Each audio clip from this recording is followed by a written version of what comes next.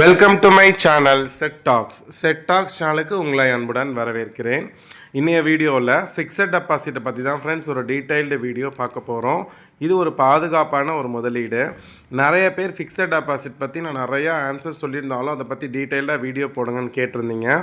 அதுக்கப்புறம் எஃப்டியில் வந்து பார்த்திங்கன்னா ஏற்கனவே பெறக்கூடிய லாபத்தை விட இன்னும் கொஞ்சம் அதிகமாக லாபம் பெறத்துக்கு எஃப்டி லேடரிங் மெத்தட் இருக்குது. ஸோ அதை பற்றியும் நம்ம இந்த வீடியோவில் டீட்டெயிலாக நம்ம பார்க்க போகிறோம். இது எல்லாமே மணி சேவிங் ஸ்ட்ராட்டஜிஸ் தான். ஸோ ஃபிக்ஸட் டெபாசிட் வந்து பார்த்திங்கன்னா ஒரு மிடில் கிளாஸ் வந்து பாதுகாப்பாக நம்மளோட பணத்தை வச்சுக்கணும் அப்படின்னா ஃபஸ்ட்டு நம்ம செய்யக்கூடிய விஷயம் வந்து பார்த்திங்கன்னா எஃப்டி தான். அதில் கூட நம்மளால் அதிகமான லாபத்தை ஈட்ட முடியும். ஸோ கம்ப்ளீட்டாக தெளிவாக நம்ம வீடியோக்குள்ளே போய் பார்ப்போம்.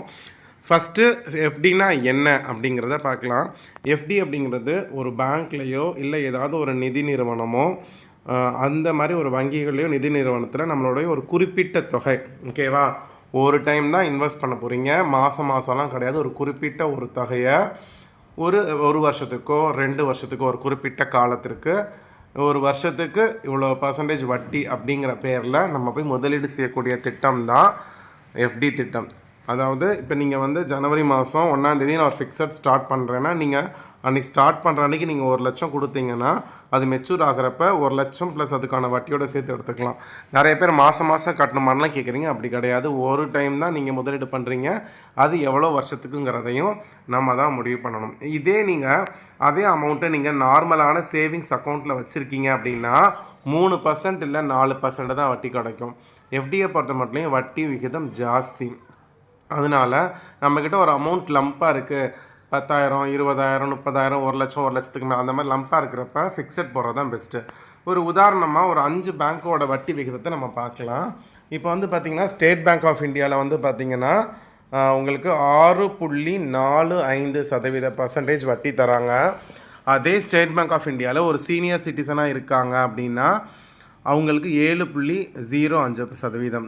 பேங்க் ஆஃப் இந்தியாவில் 6.85%. இதே சீனியர் சிட்டிசனுக்கு 7.45% தராங்க. கனரா வங்கியில் நார்மல் பர்சன், அதாவது 60 வயசுக்கு கீழே உள்ளவங்களுக்கு 6.6%. இதே சீனியர் சிட்டிசனுக்கு 7.1%. இது மாதிரி வட்டி விகிதத்தை நீங்கள் கொடுத்துருக்கேன், நீங்கள் பார்த்துக்கோங்க. இது ஒரு 5 பேங்க்குக்கு கொடுத்துருக்கேன்.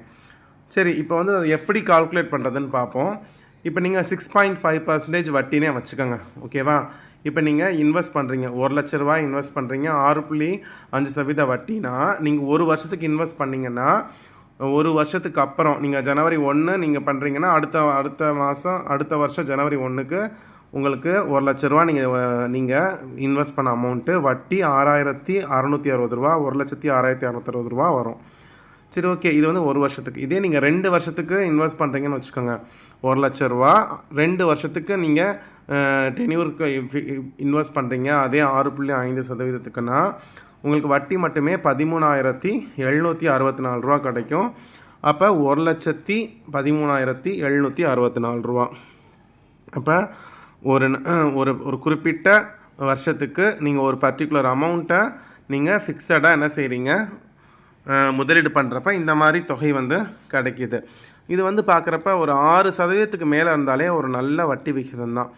ஒரு காலத்துலலாம் வந்து பார்த்திங்கன்னா நான் சின்ன பிள்ளையா இருக்கிறப்பலாம் 12% வட்டிலாம் கொடுத்த பேங்க்கெல்லாம் இருக்காங்க.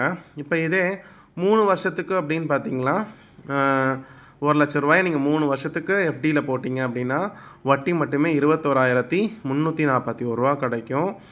அப்போ ஒரு 3 வருஷம் கழித்து 1,21,341 ரூபாயை நீங்கள் எடுத்துக்கலாம். இதே வந்து இந்த வட்டி விகிதம் சீனியர் சிட்டிசன் அவங்களுக்கு வந்து பார்த்திங்கன்னா எக்ஸ்ட்ராவாக கிடைக்கும். 6%க்கு மேலே 7%க்கு மேலே கிடைக்கும். நீங்கள் வந்து 3 வருஷத்துக்கு போடலாம், 5 வருஷத்துக்கு போடலாம். சில வங்கிகளில் வந்து பார்த்திங்கன்னா நாள் கணக்கில் 700 நாட்கள், 666 நாள் அந்த மாதிரி நாள் கணக்கில் போடுவாங்க. வட்டி விகிதம் அதிகமாக கொடுப்பாங்க. அது வந்து நம்மளுடைய பேங்க்கை பொறுத்து நம்ம எடுத்துக்கலாம். மேக்ஸிமம் 5 வருஷத்துக்கு பாருங்களேன். இப்போ நீங்கள் 5 வருஷத்துக்கு நீங்கள் முதலீடு பண்ணுறீங்க அப்படின்னா 6.5%க்கு நீங்கள் 1 லட்ச ரூபா இன்வெஸ்ட் பண்ணிங்கன்னா வட்டி மட்டுமே 5 வருஷத்துக்கு 38,042 ரூபா கிடைக்கும். அப்போ 1,38,042 ரூபா 5 வருஷம் கழித்து கிடைக்கும். இது வந்து பார்த்திங்கன்னா 1 வருஷத்துக்கு 2 வருஷத்துக்கு 3 வருஷத்துக்கு நீங்கள் ஃபிக்ஸடாக 5 வருஷத்துக்குன்னு சொல்லி இதை நீங்கள் ஃபிக்ஸ் பண்ணிக்கலாம். ஆனால் இப்போ உங்களுக்கு ஒரு 5 லட்ச ரூபா கிடைக்குதுன்னா அது அப்படியே அஞ்சு 5 வருஷத்துக்கு அப்படியே இன்வெஸ்ட் பண்ணுறத விட லேடரிங் மெத்தட்னு ஒன்று இருக்குது. அதை எப்படிங்கிறத பார்க்கலாம். இப்போ பாருங்கள், ஃபிக்ஸட் டெபாசிட் லேடரிங் மெத்தடுங்கிறது நம்மளோட பணத்தை ஒரே ஃபிக்ஸட் டெபாசிட்டில் மொத்தமாக முதலீடு செய்யாமல் அதை பகுதி பகுதியாக பிரித்து வெவ்வேறு மெச்சூரிட்டி பீரியடில் நம்ம முதலீடு செய்யக்கூடிய ஒரு புத்திசாலித்தனமான ஒரு யுக்தியாகும். ஃபார் எக்ஸாம்பிள், சில பேர் இருப்பாங்க, என்கிட்ட இப்போ நான் வந்து ஒரு 5 லட்ச ரூபா இருக்குது, ஆனால் வந்து அதை ஃபிக்ஸடில் 5 வருஷம் போட்டேன்னா எனக்கு இடையில திடீர்னு ஒரு தேவை ஏற்படுதுன்னா 5 வருஷம் வரைக்கும் நான் வெயிட் பண்ணணும்னு நினைப்பாங்க. அந்த மாதிரி இருக்கிறதுக்கும் சரி, சில அதிகமான நீங்கள் டென்யூர் போடுறப்ப அதிக வட்டி கிடைக்கும். ஸோ அதுக்கும் அந்த மாதிரி லாபத்தையும் பெறத்துக்கு ஒரு பெஸ்ட் மெத்தடு. இப்போ பார்த்தீங்கன்னா, நீங்கள் 5 லட்ச ரூபா வச்சுருக்கீங்கன்னா அதை நீங்கள் ஒவ்வொரு லட்சமாக 1 லட்சமாக பிரிச்சுக்கோங்க. ஃபஸ்ட்டு 1 வருட எஃப்டி போடுங்க. 1 லட்ச ரூபாயை 1 வருஷத்துக்கு மட்டும் என்ன பண்ணுங்கள், எஃப்டியில் போடுங்க. 2வது 1 லட்ச ரூபாயை 2 வருஷத்துக்கு போடுங்க. 3வது 1 லட்ச ரூபாயை 3 வருஷத்துக்கு போடுங்க. 4வது 1 லட்ச ரூபாயை 4 வருஷம் எஃப்டியில் போடுங்க. லாஸ்ட்டாக வச்சுருக்கக்கூடிய 1 லட்சத்தை அதை 5 வருஷத்துக்கு போடுங்க. அப்படிங்கிறப்ப நீங்கள் எல்லாத்தையும் இன்வெஸ்ட் பண்ணிட்டீங்க. அப்போ 1 வருஷம் கழித்து உங்களுக்கு வட்டியோட பணம் கிடைக்கும். 1,07,000 கிடைக்குதுன்னு வச்சுக்கோங்க. அந்த 1,07,000 உங்களுக்கு ஒரு ஏதாவது அவசர தேவை இருந்தால் நீங்கள் என்ன பண்ணிக்கலாம், அதை செலவு பண்ணிக்கலாம். அப்படி இல்லை அப்படிங்கிற பட்சத்தில் 3 வருஷம் எஃப்டிலையோ 5 வருஷம் எஃப்டிலையோ போட்டுடலாம். இதே மாதிரி 2 வருஷம் கழித்து ஒரு எஃப்டி கிடைக்கும். அது தேவைப்பட்டால் நீங்கள் யூஸ் பண்ணிக்கலாம். அப்படி இல்லைன்னா திரும்பி அதை 3 வருஷம் எஃப்டியில் போடலாம்.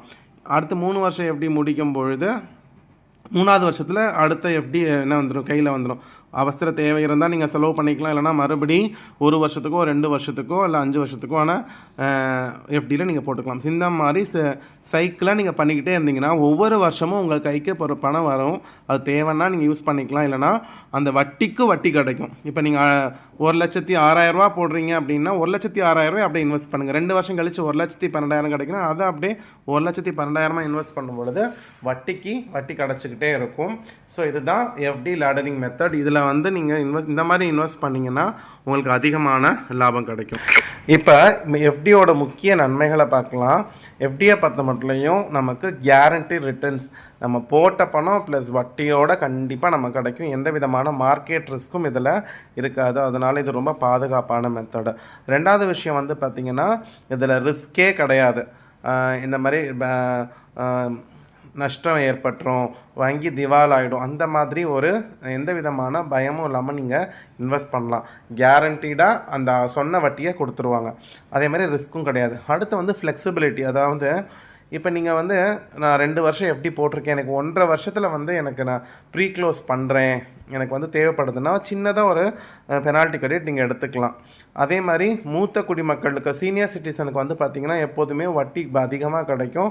அதுவும் ஒரு ப்ளஸ்ஸான ஒரு விஷயம். ஸோ இதெல்லாமே எஃப்டி பற்றின விளக்கங்கள். இது பிடிச்சிருக்கு, பிரயோஜனமாக இருக்குன்னா மறக்காமல் உங்கள் ஃப்ரெண்ட்ஸ்க்கு ஷேர் பண்ணுங்கள். நம்ம சேனலை சப்ஸ்கிரைப் பண்ணுங்கள். நெக்ஸ்ட் வீடியோவில் பார்க்கலாம்.